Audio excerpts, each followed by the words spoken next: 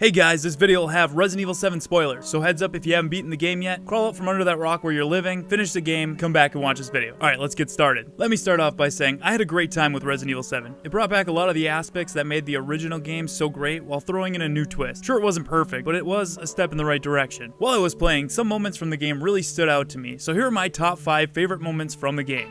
Number 5, something is down there. Early on in the game, you'll find the long-lost Mia, but quickly you'll notice something isn't right about her. Yeah, she no longer knows how to answer simple questions and seems very rude. Are you alright?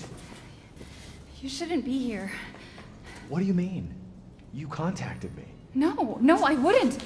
While you two are trying to find a way to escape, she gets stolen once again. Bad luck, Mia. You go upstairs and try to find her, but no one is there. You then hear a knock coming from the basement. As you open the door and slowly take a couple steps, you begin to hear a growling coming from the dark. You don't want to go down, but you know you have to. Suddenly, from the darkness, the ungrateful Mia comes running at you and throws you up the stairs. Thus begins your battle with the girl you tried to save. Not worth it, in my opinion. The reason I like this moment is because it gives the player a feel of unease, tension, and horror, and is a great example of what's to come in this game.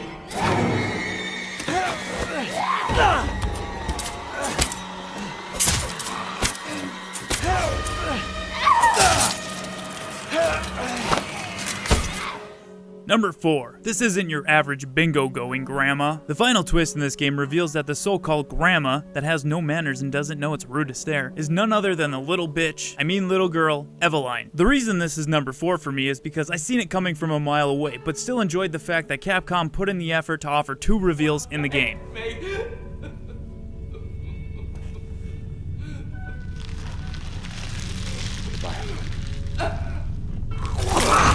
Number 3. Not only is she crazy, but she's also a liar. One reveal I didn't see coming was that Mia was actually an undercover Tensu employee tasked with delivering Eveline safely to said location. She was also cheating on Ethan. I'm just kidding, she worked with that guy. But really, who knows? She could have been. She's a liar anyways. I could totally see it happening. Not only is she bad at relationships, she fails to do her job, everything goes to shit, then she sends the message to Ethan, which then in turn has him come searching for her. Everything wraps up nicely. This was a surprise for me and offered a pretty interesting twist to the game that made the story more interesting and make a lot more sense. Number 2, main hall.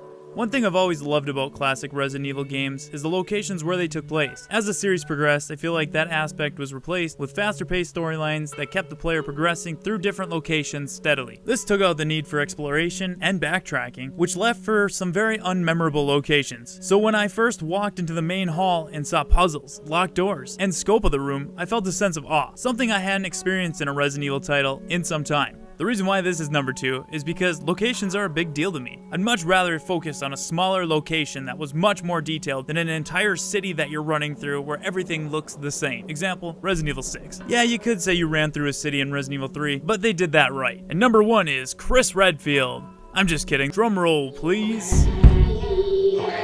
Yes, my number 1 moment in Resident Evil 7 is the happy birthday tape Ethan finds. In this tape, you see Lucas Baker hauling an unlucky trespasser he captured into a room he has rigged with puzzles and traps. This moment offers a glimpse into the sadistic head of Lucas Baker. Lucas doesn't kill simply because he's the bad guy, or because he wants to gain ultimate power. He kills because he simply enjoys it. This creates a very interesting, in-depth villain in my eyes. I also enjoyed the use of the dummy finger. The puzzle ends with the cake exploding and the room igniting in flames, the character then screaming as he burns alive. If you didn't find this moment to be a little disturbing, well then maybe you'd get along with Lucas. Those are my top 5 favorite moments from Resident Evil 7. I'd like to hear your favorite moments. Let me know down in the comments. If you enjoyed this video, please like and subscribe. You can check out my other videos in the links above. If you want to follow me on Facebook, Twitter, Twitch, I'll post the links down in the description. Thanks for watching, guys, and I hope to see you back at the Residence of Evil.